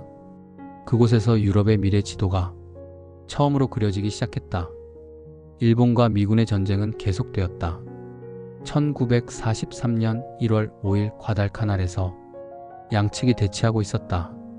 과달카날은 솔로몬 제도에 위치하며 일본군이 건설 중이던 핸더슨 비행장을 미군이 점령하면서 1942년 8월 전투가 시작됐다. 미군은 이곳을 거점으로 삼아 태평양 남부 방어선을 확보하고자 했고 일본은 이를 탈환하기 위해 대규모 공격을 감행하였다. 연합군 병력은 약 44,000명 미 해병대, 미 육군, 뉴질랜드군 등이 포함되었고 일본군 병력은 약 22,500명으로 병사 대부분이 굶주림과 질병, 병력 보급 실패로 전투력이 저하된 상태였다. 일본군은 병력 부족, 물자 고갈, 해상 보급로 차단으로 사실상 패색이 짙었고 미군은 핸더슨 비행장을 중심으로 공격을 확대하자 일본군의 후퇴로 연결되었다. 병사들의 대량 아사, 질병, 특히 말라리아, 이질이 심각하여 전투 지속이 어려운 상태였다. 이후 일본은 1월 말에서 2월 초 K작전 철수작전을 발동하였고 2월 9일 연합군이 과달카날 전역을 완전히 장악하며 전투가 종료되었다. 태평양 전쟁의 전환점 중 하나로 일본군은 이 전투에서 병력 함정항공기 등을 대규모로 상실하였고 이후 일본은 전략적 방어로 전환, 연합군은 공격 주도권을 잡았다. 일본군은 이 전투에서 약 2만 명 이상 전사 또는 병사하였고 연합군도 약 7천 명 이상 사상자가 발생하였다. 1943년 3월 2일에서 4일 일본은 유기니라의 지역의 병력 보강을 위해 수송선단을 파견하였다. 총 8척의 수송선과 8척의 구축함, 약 7천여 명의 병력이 포함되어 있었고 연합군 미국과 호주는 이 상황을 항공 정찰로 파악하였다. 연합군은 선제 공격을 준비. 3월 2일 미국과 호주 공군기들이 저공 폭격 및 급강하 폭격으로 일본 수송단을 습격하였다. 연합군은 계속된 공격으로 거의 모든 수송선과 일부 구축함을 격침하였고 연합군은 새로운 폭격 방식 저공 폭격으로 수면 위를 튀기듯한 폭탄 투하를 성공적으로 적용하였다. 연합군은 항공기 몇 기만을 잃고 전투기 승무원 대부분이 생존하였다. 일본은 앞으로 해상 병력 수송이 거의 불가능해졌고 유기니 전선의 주도권을 상실하였고 연합군은 항공 우위가 입증된 전투로 해상 수송선을 방어 없이 보내는 위험성이 크게 부각되었다. 이후 일본군은 야간 수송 도쿄 익스프레스에 의존하거나 잠수함 활용 등 비효율적인 방식으로 전환하였다. 1943년 5월 11일 미군의 애투섬 상륙 작전이 이루어졌다. 1942년 6월 일본군은 알류샨 열도 중 애투섬과 키스카섬을 기습 점령하였고 일본은 미드웨이 해전과 동시에 북태평양 전선을 열어 미군 전력을 분산시키고자 했다. 미국은 이 지역을 탈환하고 본토 안보를 강화하기 위해 상륙작전을 준비하였고 1943년 5월 11일 미군은 북태평양군 사령부 소속 병력 양 1만 1000명을 동원하여 애투섬에 상륙하였다. 일본군은 약 2300여 명 규모로 거친 지형과 날씨를 이용해 게릴라식 저항을 하였고 격렬한 백병전과 혹한한 계습지 등의 악조건 속에서 전투는 약 3주간 지속되었다. 5월 29일 일본군은 10단 자결과 적돌격을 반자위적 돌격을 감행했고 대부분 전사하였다.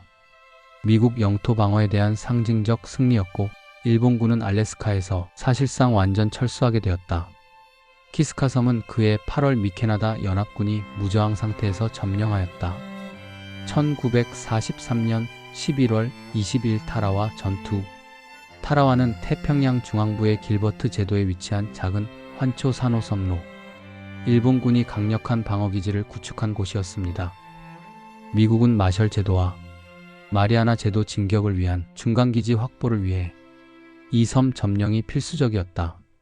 미군은 약 1만 8천 명의 해병대와 해군 지원 부대를 투입해 상륙작전을 개시하였고 일본군 방어 병력은 약 4,500명, 대부분이 고도로 요새화된 곳으로 참호 속의 진지를 구축하였다. 상륙 초기부터 깊은 수심과 강한 해일, 산호초 지형 때문에 상륙정이 좌초되어 병력 전개가 어렵고 큰 피해가 발생하였으며 일본군은 최후까지 저항하였다. 특히 칼라호 지역 방어가 매우 치열했다. 태평양 전쟁 중 미군의 최초 대규모 해상 상륙 합동작전 중 하나였고 미군의 상륙 전술과 해군 공군 지원이 통합된 작전 수행의 중요한 시험대였다. 일본군의 치열한 저항과 지형적 어려움 때문에 전투가 매우 참혹했으며 전사자 숫자가 많았고 이후 미군은 이 경험을 바탕으로 마리아나, 팔리핀 등 상륙작전 전술을 크게 발전시켰다. 1944년 3월 8일 일본군의 임파르 작전이 개시되었다. 일본군은 버마 현 미얀마를 통해 인도 북동부로 진격해 영국령 인도에 대한 공격을 계획하였다. 목표는 인도 북동부의 임파르 지역을 점령해 연합군 보급선을 차단하고 인도 반란을 유도하는 것이었다. 당시 연합군은 인도와 버마 국경지대에서 방어태세를 갖추고 있었다. 일본군 주력 부대가 3월 8일을 기점으로 진격을 개시, 일본 15군이 주도하며 악천후와 험준한 지형 속에서 공격을 감행하고 인도 주둔 영국군과 인도 독립군, 연합군 측이 방어를 하였다. 작전은 초기에는 일본군이 일부 성과를 냈으나 보급난과 연합군의 강력한 방어 및 반격으로 실패하였다. 임파르 임팔 전투는 일본군에게 큰 피해를 입힌 전투로 기록되었다. 1944년 6월 15일 미군 사이판 섬 상륙. 사이판 섬은 일본 본토에서 약 1300km 떨어진 곳에 위치해 있어 이를 점령하면 미군이 일본 본토를 폭격할 수 있는 전략적 전초기지가 될 수 있었다. 일본군은 사이판을 필사적으로 방어하기 위해 대규모 병력을 배치하였다. 미군은 약 7만 명의 병력을 투입하여 해상-공중 지원을 받으며 상륙작전을 개시하였고, 일본군 방어 병력은 약 3만 명이 깊게 요새화된 진지에서 집요하게 저항하였다. 전투는 상륙 직후부터 7월 중순까지 약 한 달간 치열하게 진행되며 미군은 사망, 부상 포함 약 3만 명, 일본군은 2만 명 이상이 전사하고 다수는 자살하였다. 사이판 점령으로 미군은 일본 본토 폭격의 출발점이 마련되었고, 일본군은 사이판 전투 이후로 점령지 방어에 있어서는 결사항전과 자살 공격을 강화하는 경향을 보였다. 전투 중 일본 민간인들의 대량 집단 자살 사건이 발생해 인도주의적 비극으로 기록되었다. 1944년 6월 19일 필리핀의 해전.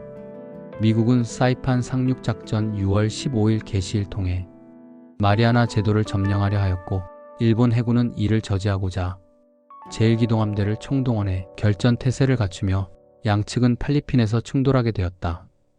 6월 19일 일본군은 항공모함에서 300대 이상의 항공기를 출격시켰으나 미 해군의 레이더망과 대공포 그리고 전투기 F-6F 헬켓의 강력한 방어로 대부분 격추되고, 6월 20일 미 해군이 일본 항모부대를 반격, 여러 항공모함 및 수송선이 격침하였다. 일본은 노련한 조종사들을 대량으로 상실하면서 항공전 수행 능력을 상실하였고, 해군 항공병력은 이후 사실상 재건 불가능한 상태가 되었다. 1944년 6월 6일 프랑스 북부에 한 유럽 해방의 날, 유럽 해방을 위한 제2전선, 소련은 동부에서 독일군과 사투 중이었다. 스탈린은 서방연합군의 제2전선 개시를 지속적으로 요구하였으며 1943년 테헤란 회담에서 연합군은 약속한다. 처칠과 루즈벨트는 1944년 봄 프랑스에 상륙한다 약속하였다. 작전명은 오버로드 작전. 상륙 날짜는 6월 6일. 총지휘 드와이트 D. 아이젠하워 장군. 병력은 15만 명 이상으로 미국, 영국, 캐나다 등으로 구성된 연합군. 장비는 5,000척 이상의 선박과 10,000대 이상 항공기, 탱크, 야포, 구축함, 상륙정 등으로 이루어졌다. 목표는 프랑스 노르망디 해안의 대규모 상륙. 프랑스 해방과 독일 본토로 진격이 작전 목표였다. 독일의 방어는 지휘는 에르빈 롬멜. 사막의 여우, 장벽, 기뢰, 철조망, 지뢰밭, 벙커 등으로 이루어졌으며 히틀러는 여전히 파드칼레 상륙을 의심하고 있었다. 1944년 6월 6일 자정 직전이 시작되었다. 연합군은 미 101 수사단과 영국 60 수사단을 투하하며 독일군 보급모 차단을 위해 교량을 점령하였고, 새벽 6시경 5개 해안에 연합군이 본격 상륙하였다. 해안코드 유타 그리고 포드 오마하는 미국이 담당하며 가장 치열한 전투로 대량 사상자가 발생하였다.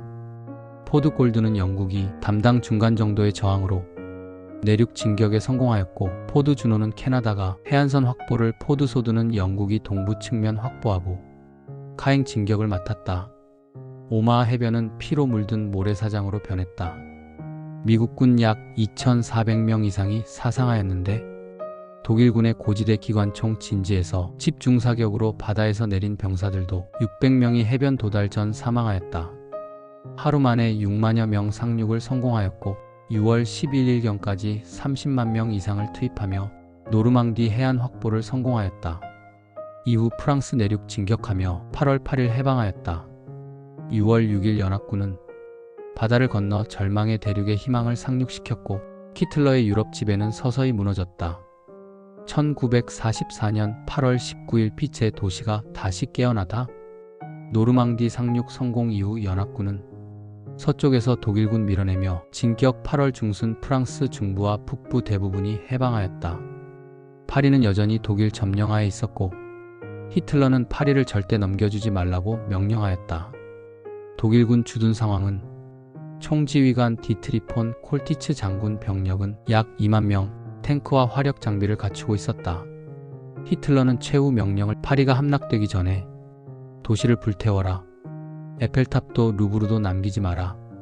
그러나 콜티츠 장군은 명령 이행을 주저하고 있었다.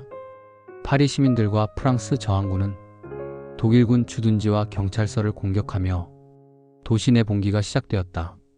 시민들은 거리마다 바리케이드 설치하고 지하철 노선, 우체국, 시청을 점령하였다. 우리는 스스로 해방될 것이다. 프랑스 국민해방위원회는 선언하였다. 연합군은 파리로 진격을 개시하였고 드골 장군 요청에 따라 르클레르 장군의 프랑스 제2기갑 사단과 미국 제4보 병사단이 파리로 향하였다. 8월 24일 밤 연합군이 파리에 도착하고 샹젤리제 거리에서 시민들과 눈물의 포옹이 이루어졌다. 1944년 8월 25일 파리는 완전 해방되었다. 오전 9시경 콜티츠 장군이 무조건 항복을 하며 에펠탑도 루브르도 노트르담도 무사히 보존되었고 드골 장군은 파리 시청에 들어서며 이렇게 외쳤다. 파리가 해방되었다. 프랑스 스스로의 힘에 의해 드골 장군은 해방된 파리에서 1944년 8월 26일 시민들과 행진을 하였고 시민들의 환호와 눈물로 거리에는 삼색기와 꽃 그리고 노래가 울렸다. 독일 점령 기간 동안 억눌렸던 자존심과 희망의 폭발이었다. 그와 함께 나치 협력자들에 대한 즉결 재판과 보복도 이어졌다. 1944년 12월 16일이 히틀러의 마지막 도박 아르덴 대공세가 시작되었다. 독일의 몰락이 눈앞에 다가오던 시점 1944년 하반기 서부 전선은 노르망디 상륙과 파리 해방이 이루어졌다.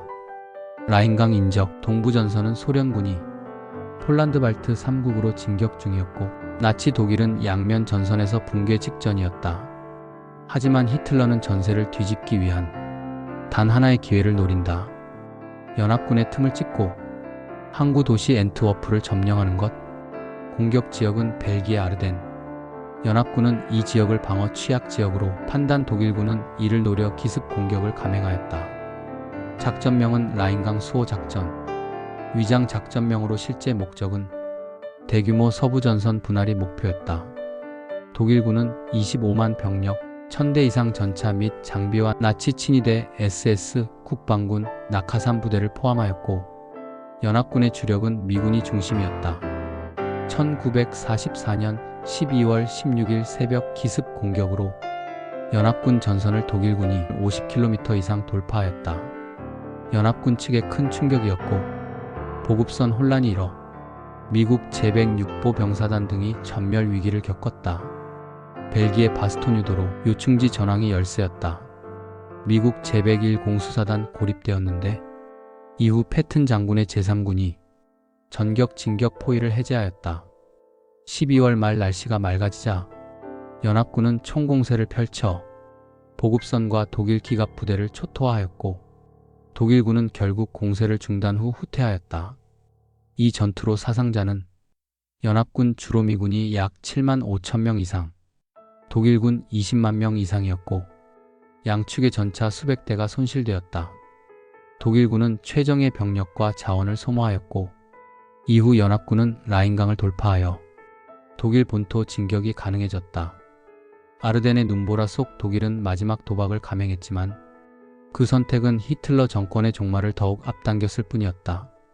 한편 태평양 전쟁도 서서히 정리되어 갔다.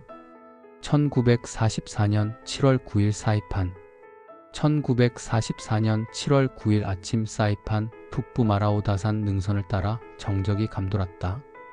한 달 가까이 이어진 폭격과 총성이 잠잠해졌고 하늘은 여느 때처럼 푸르렀지만 그 아래는 피로 물든 땅이었다. 제2의 병사단의 중대장 찰슨 맥콜 소령은 먼지 낀 쌍안경을 들어 마지막 진지로 눈을 향했다. 일주일 전 일본군의 반자의 돌격이 이 능선을 타고 들이쳤고 그의 중대원 절반이 목숨을 잃었다. 이제 그곳은 조용했다. 일본군의 저항은 사라졌다. 남은 일본군 대부분은 이미 전사했고 마라오다산 절벽 아래에는 수백 명의 일본 민간인들이 절벽에서 몸을 던졌다. 미군 병사들이 다가가며 손짓했지만 그들은 미군은 악마다라는 선전에 속아 자녀를 끌어안고 절벽 아래로 몸을 던졌다. 미군 병사들은 절벽 아래를 내려다보며 아무 말도 하지 못했다. 이것은 승리였지만 결코 환호할 수 없는 장면이었다. 오후 4시 15분 제27보 병사단 사령부는 교신을 통해 사이판 섬 적의 조직적 저항 종료, 점령 완료 라고 보고했다. 태평양 사령부의 체스터 니미츠 제독은 호놀룰루에서 짧게 고개를 끄덕였고 한마디를 남겼다. 이제 우리는 일본을 직접 본토에서 본다. 그날 밤 해변의 미군 진지에는 희미한 담배 불빛과 조용한 식사가 이어졌다. 병사들은 옆자리에 앉은 동료가 내일도 살아있을지 모르던 그 긴 한 달을 떠올렸다.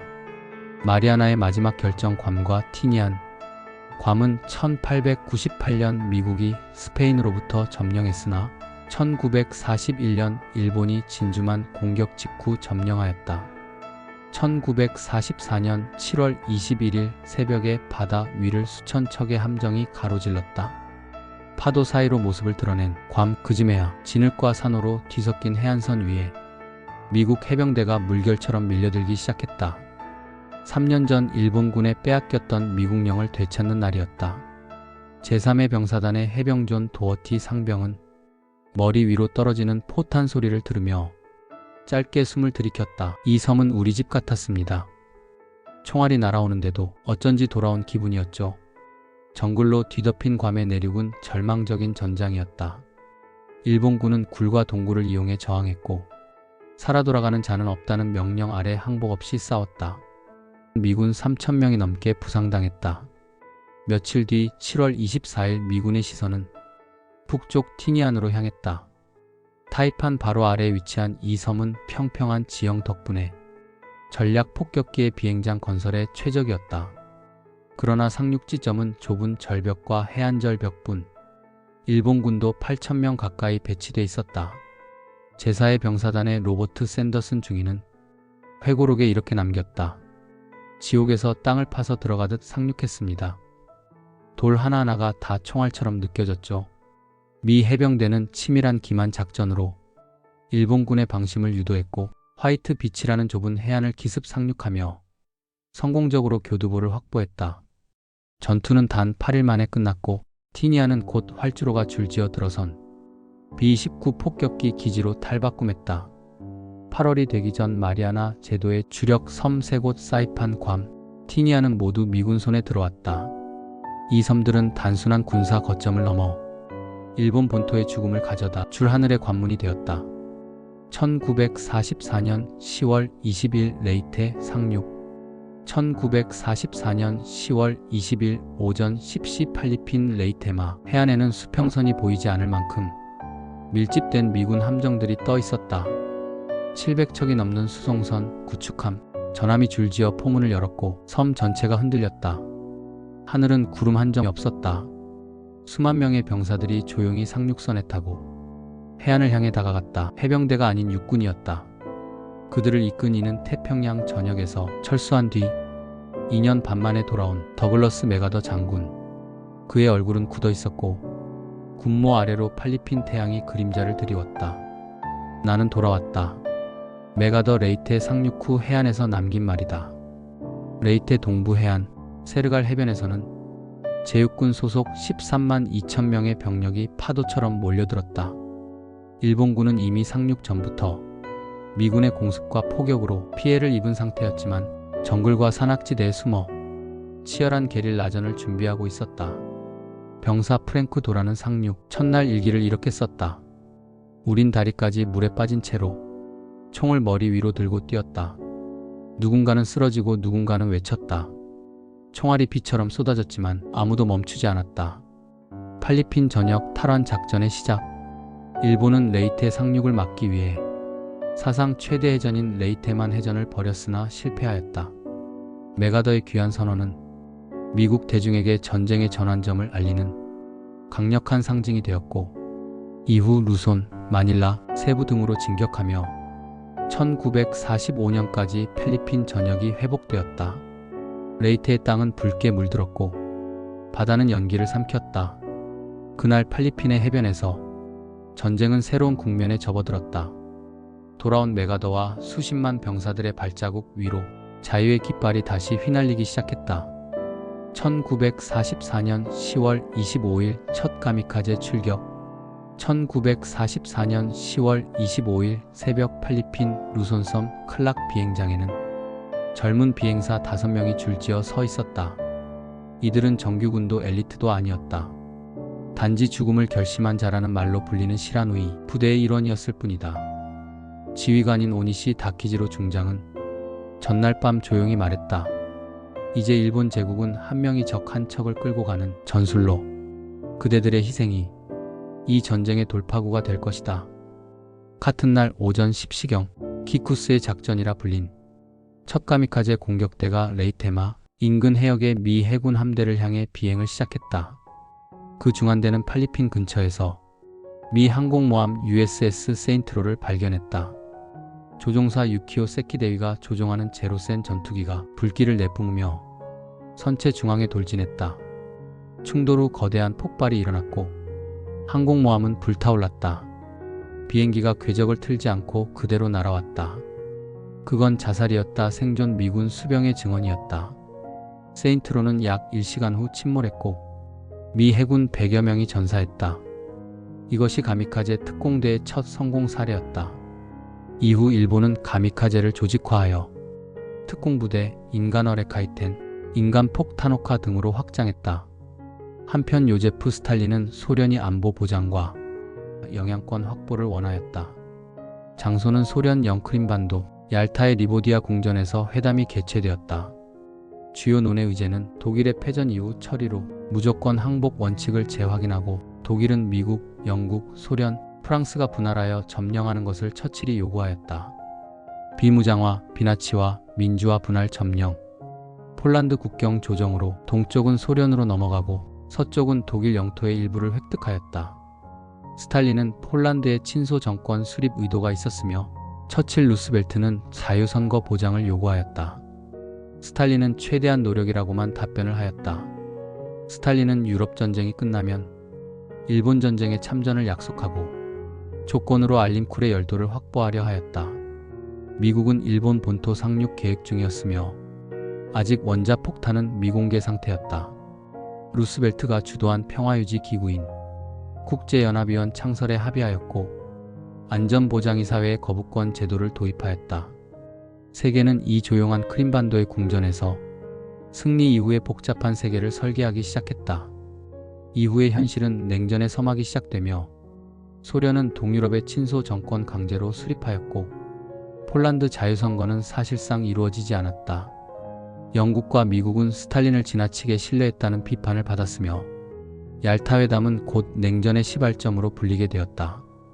불타는 도시 1945년 3월 10일 새벽 도쿄 1945년 3월 9일 밤 10시 사이판의 이슬리 비행장 334대의 슈퍼포트리스 폭격기가 어둠 속에서 이륙을 시작했다. 그들의 임무는 명확했다. 도쿄를 태워라. 목표는 군수공장이나 비행장이 아닌 사람들이 사는 도시 전체였다. 3월 10일 0시 8분 첫 폭격이 개시되었다. 도쿄 도심 지타마치 지역. 갑자기 하늘을 가르는 엔진 소리. 고지어 M69 소이탄 인화용 네이팜탄 수천 개가 지붕을 뚫고 쏟아졌다.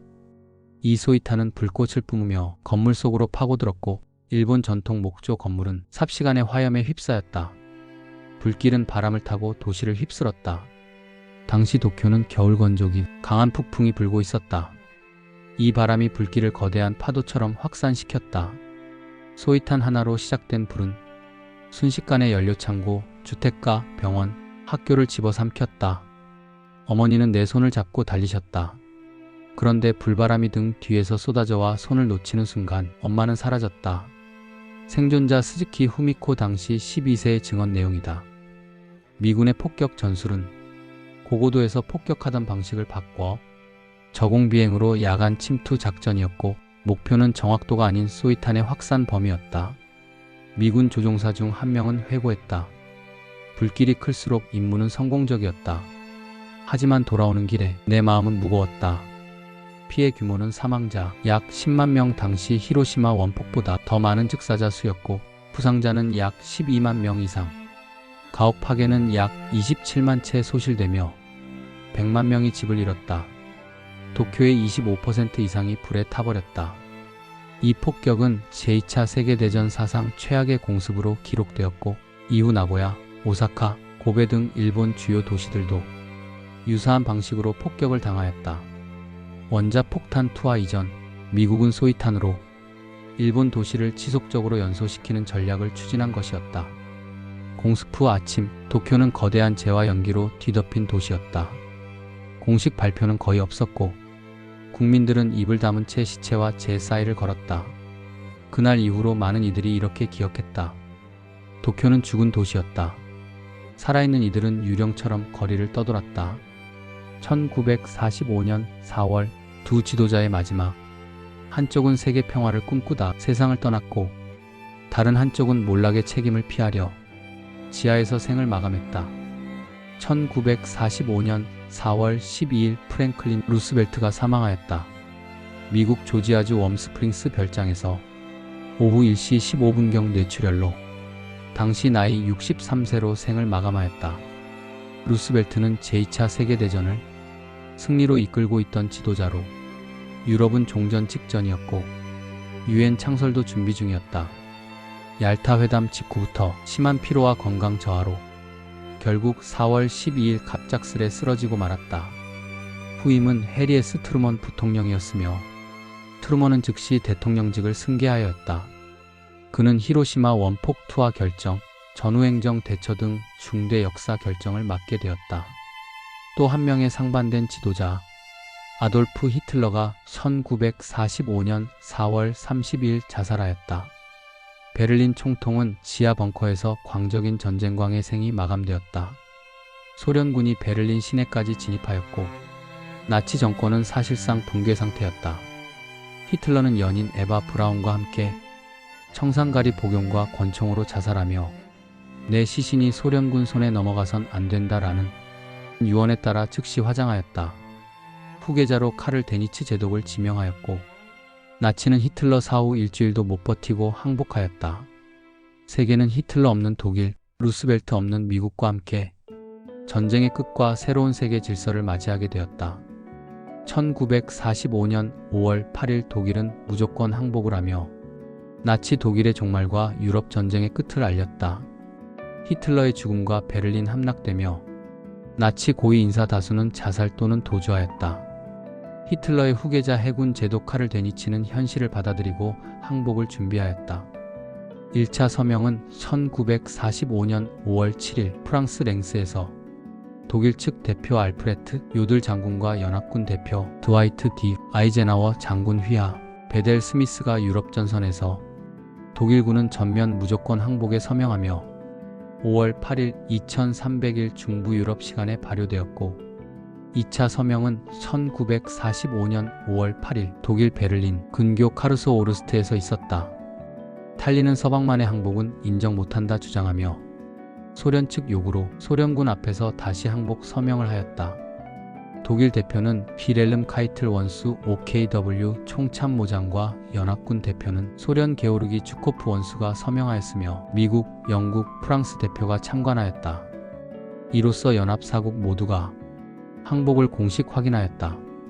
서방 세계는 5월 8일 소련 및 러시아는 5월 9일 시간차로 전승기념일을 지정하였다.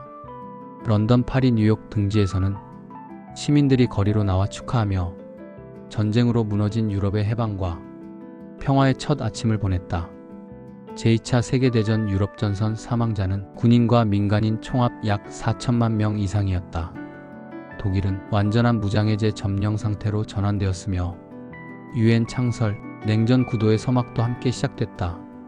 그러나 2차 세계대전의 종지부는 아직이었다. 또 한 명의 전쟁광이 살고 있는 일본. 그 전쟁의 끝 또한 다가오고 있었다. 죽음의 섬 오키나와 1945년 봄 1945년 4월 1일 부활절 아침 하늘은 맑았고 바다는 거대했다. 그러나 그 위에 떠 있는 것은 미국의 역사상 최대 상륙 전력이었다. 16만 명 이상의 미군 병력, 항공모함 40척, 함선 1300여 척, 오키나와 섬 앞바다에는 전쟁의 종착역이 서 있었다. 아이언 레인. 오전 8시 해병대와 육군 제식군이 하구시 해안에 상륙을 시작했다. 총성이 없었다. 일본군은 보이지 않았다. 병사들은 잠시 긴장을 풀었고 일부는 아무도 없잖아 라며 웃었다. 그러나 그것은 덫이었다. 우시지마 미츠루 대장이 이끄는 일본 제32군은 도시 점령이 아닌 섬 전체를 요새화하는 전략을 세웠다.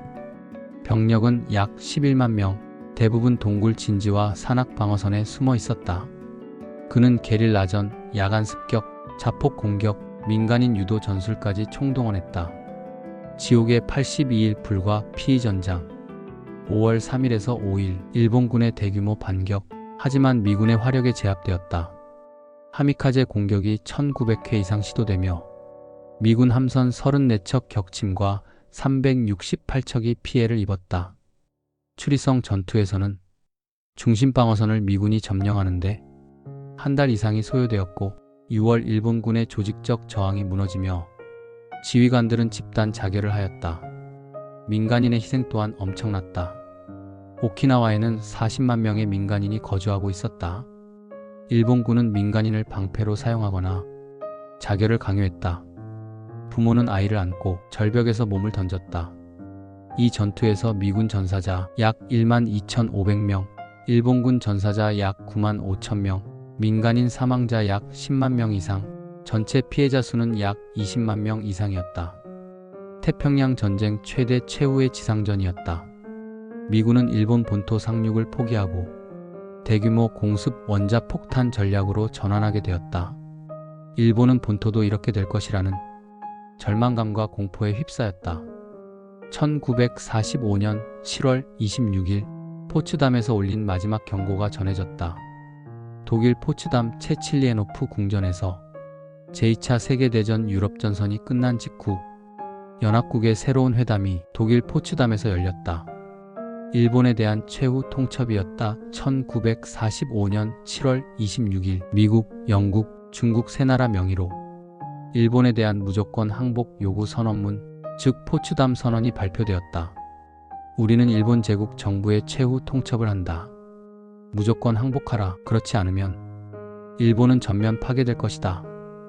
일본의 무조건 항복 요구, 일본 제국주의 및 군국주의 해체, 전범 처벌, 점령 후 민주주의 국가로 재편, 일본 국민의 생존과 명예는 보장, 항복하지 않으면 완전한 파멸을 맞게 될 것. 일본 정부의 반응은 미온적이었고 이는 결국 히로시마와 나가사키의 원자 폭탄이 투하되는 결정적 계기가 된다. 트루먼은 이미 회담 중에 미국의 원자 폭탄 실험 성공을 보고받았고 포츠담 선언은 일본을 시험하기 위한 외교적 최후 통첩이자 경고였다. 스탈린은 선언에 참여하지 않았지만 8월 8일 대일 참전을 약속하고 준비 중이었다. 우리는 일본의 완전한 항복 외에는 받아들이지 않을 것이다. 그렇지 않으면 그들의 조국은 철저히 파괴될 것이다. 1945년 포츠담 선언문 일부 내용이다. 히로시마 그날 아침 태양보다 밝은 빛. 1945년 8월 6일 오전 8시 15분 평범했던 아침. 히로시마 시민들은 출근과 등교 준비로 분주했다. 어린아이들이 가방을 메고 골목을 지나가고 부녀자들은 국을 끓이며 하루를 시작하고 있었다. 하늘은 맑았고 공습경보는 해제된 상태였다. 아무도 머리 위에 인류 역사상 가장 치명적인 폭탄이 떠 있을 거라고는 상상조차 하지 못했다. B-29 에놀라게의 히로시마 상공도달 타이판티니안 기지에서 6일 새벽에 출격하였으며 임무는 세계 최초의 실전 원자 폭탄 투하였다. 탑재 폭탄은 리틀보이 고도 9600m에서 투하. 폭탄은 43초간 낙하하여 도시 중심부인 아이오이 다리 근처에서 폭발하였다. 8시 15분 17초 태양보다 밝은 빛. 폭발 순간 중심부의 온도는 약 3000에서 4000도에 달했다. 반경 1.6km 내의 모든 건물과 생명체가 순식간에 증발했다. 폭심지에서 약 1km 떨어진 거리에서도 피부와 옷이 녹아내렸다. 하얀 성광이 눈을 덮고 다음 순간 온몸이 불길 속에 던져졌다.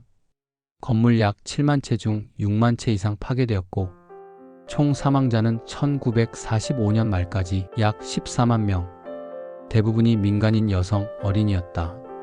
폭심지 인근 전차 승객 전원이 사망하였고 학교 수업 중인 아이들과 교사가 함께 소실되었으며 우물로 뛰어든 사람들조차 끓는 물에 익어버려 사망하였다.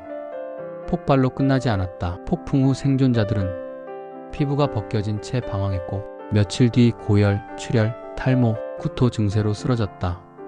일본 정부는 처음엔 원자 폭탄임을 인식하지 못하였고 하루가 지나서야 히로시마가 단 한 발의 폭탄으로 파괴된 것을 인지하였다. 국민에게 공식 발표 없이 혼란 상태가 지속되었다. 트루먼 대통령은 히로시마는 미국의 새로운 과학적 힘에 직면했다. 전략 목적으로 일본 본토 침공 없이 속전속결로 항복을 유도하려는 목적이었다. 인류 최초의 원자 폭탄 실전 사용으로 전쟁 무기의 패러다임이 전환되었고 대규모 민간인 학살 논란으로 국제법과 도덕적 비판이 지속되었다. 1945년 8월 전쟁의 문이 무너진 날들 1945년 8월 8일 밤 11시 소련 일본의 선전포고 모스크바 소련 외무장관 몰로토프는 일본 대사 사토 나오타케에게 전쟁 선포문을 전달했다.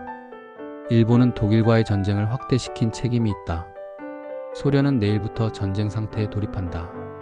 몰로토프 선전포고 전문 일부 내용이다. 일본은 충격에 빠졌다. 소련은 중립을 지킬 것이다. 라는 믿음은 산산조각 났다.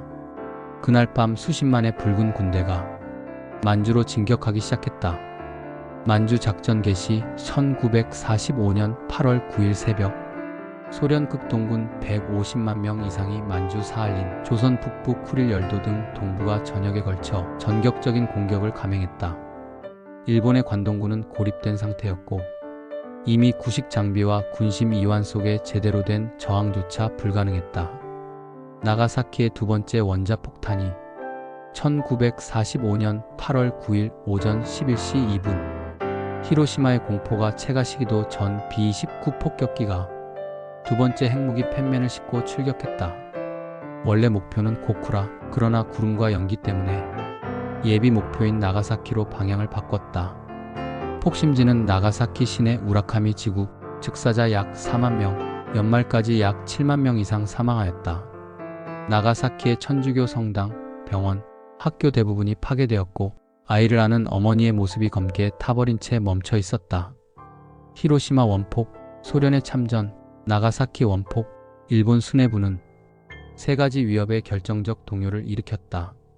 8월 10일 쇼와 천황 히로히토는 처음으로 직접 개입해 항복을 지시했다. 더 이상의 국민 고통은 참을 수 없다. 우리는 항복을 고려해야 한다. 이 48시간은 일본 제국의 붕괴를 불러온 결정적 시기였으며 태평양 전쟁은 사실상 이때 종지부를 찍었다고 평가된다. 정호 천황의 목소리가 울려 퍼졌다. 1945년 8월 15일 이제 그만 싸워야 한다. 전무후무한 방송 일본 시간 정오. 일본의 라디오 방송국은 특이한 형태의 방송을 시작했다. 수신기 앞에 모인 수천만의 국민은 난생 처음 천황의 목소리를 들었다. 장소는 도쿄 황궁 내 방송의 방. 일본 천황 히로히토가 직접 낭독한 종전선언. 사실은 녹음이었다. 녹음일은 8월 14일 밤. 방송일은 8월 15일 낮 12시였다. 방송 전문 중 일부 내용은 적은 신형 폭탄으로 무고한 인명을 빼앗고 참혹한 피해를 입혔다. 이로써 싸움을 계속하는 것은 우리 민족의 멸망을 초래할 뿐이다. 나는 제국 정부로 하여금 미국, 영국, 중국, 소련의 공동선언을 받아들이게 하였다. 짐은 충심으로 세계의 평화와 국민의 안녕을 원한다. 항복이라는 단어는 끝내 사용되지 않았다. 일본 국민들은 방송을 이해하지 못하거나 믿지 않으려 했다. 문어체로 된 방송은 평범한 국민에게 난해했고 전쟁을 끝내려 한다는 완곡한 표현은 어느 쪽이 이긴 건지 모를 정도였다는 반응도 많았다. 도쿄 시민의 반응은 천황께서 직접 말씀하셨다. 우리는 진 게 아니라 싸움을 멈춘 것이라고 했다. 쿠데타 미수 규명 사건이 있기도 했다. 방송이 나가기 전날 밤 육군급 진파 장교들은 항복 반대 쿠데타를 시도했다. NHK 방송국에서 녹음된 방송 테이프를 파괴를 하려 하였으나 육군 수뇌부가 진압하며 실패하였다. 만일 성공했다면 항복 발표는 연기되었고 일본은 더 큰 참사로 치달았을 가능성도 있었다. 미국 트루먼 대통령은 즉시 승리의 날이라고 선언하였고 연합국 전역에는 거리에서 환호, 퍼레이드가 열렸다. 조선, 중국, 동남아 일제강점 해방의 순간이 오며 독립이 시작되었다. 인류 역사상 유일한 황제의 항복 방송 절대권위가 스스로 패배를 인정하고 전쟁의 완전한 종결을 맞이하였었다. 그날의 정오는 정적 속에서 시작되었다. 라디오에서 들려오는 말 한마디 한마디는 제국의 2천만 사무라이의 시대를 마감시키고 있었다. 1945년 9월 2일 도쿄만 미국 전함 USS 미주리오 함상 위에서는 전장의 끝이 바다 위에 펼쳐졌다. 1945년 9월 2일 오전 9시 일본 대표단을 태운 구축함이 도쿄만에 정박한 미국 전함 USS 미주리에 도착했다. 전 세계가 지켜보는 가운데 전쟁의 최종 서명식이 거행되었다. 일본 대표단은 고개를 숙인 제국의 마지막 인사를 하고 있었다. 대표는 시계 미스 마모루 외무대신과 군대표 우메즈 요시지로 참모총장이 군복 혹은 외교복을 정장처럼 입고 무거운 표정으로 함상 갑판에 올랐다. 미국 측 대표는 더글러스 메가더 장군연합군 최고사령관이 그곳에 서 있었다. 서명국은 미국, 중국, 영국, 소련, 호주, 캐나다, 프랑스, 네덜란드, 뉴질랜드. 우리는 이 자리에서 인류의 평화를 위한 새로운 시대를 열기로 맹세한다. 메가더의 서명 직후 연설이었다. 일본의 공식 항복 문서 주요 내용은 포츠담 선언 수락, 연합군 지시 완전 이해, 일본 정부와 군의 무조건 항복, 천황과 일본 국가체제는 연합군 통제 아래 유지, 총 2부가 작성되었으며 하나는 미국, 다른 하나는 일본 보관용으로 나누었다. 전 세계로 퍼진 사진 한 장. 시게미스 마모루가 지팡이를 짚고 고개를 숙이며 서명하는 사진은 일본 제국의 종말을 상징하는 이미지가 되었다. 우리는 진정한 패배를 목격했다. 한 제국이 조용히 붕괴한 아침이었다. 전쟁은 끝났고 재건이 시작되었다. 1945년 9월 이후 일본 점령과 개혁의 시간이 다가왔다. 1945년 9월 2일 항복문서 서명 직후 일본은 공식적으로 연합군 최고사령부의 통제를 받게 된다. 총사령관 더글러스 메가더 장군 본부 위치는 도쿄 히비야 구 일본 육군 청사에서 실질적 통치자는 메가더였고 천황은 형식적 존재로 남았다. 주요 개혁 정책들은 일본군 해상과 무기 몰수 및 군수산업 해체 전범 재판, 도쿄 재판을 실시하였고 천황의 신적 존재 부정과 정치범, 석방 보수파 숙청 자유선거제 도입, 여성 참정권이 포함되었다. 군국주의 교과서를 폐기하며 민주주의적 교육과정을 도입하였고 검열철폐 및 언론 자유를 확대하고 재벌 자이바스를 해체 후 농지개혁의 소작농에서 자영농으로 전환하였다.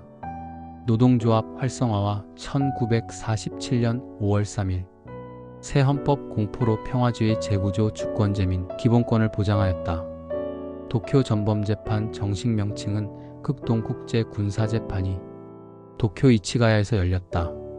기소 인원은 어급 전범 28명 정치군사 지도자였으며 주요 인물은 도조 히데키 총리, 이타가키 세이시로, 마스오카 요스케 등이었고 도조 포함 사형 7명, 종신형 16명, 무죄 2명이었으나 승자의 정의에 천황 기소 제외 등 논란이 존재하며 비판이 일었다.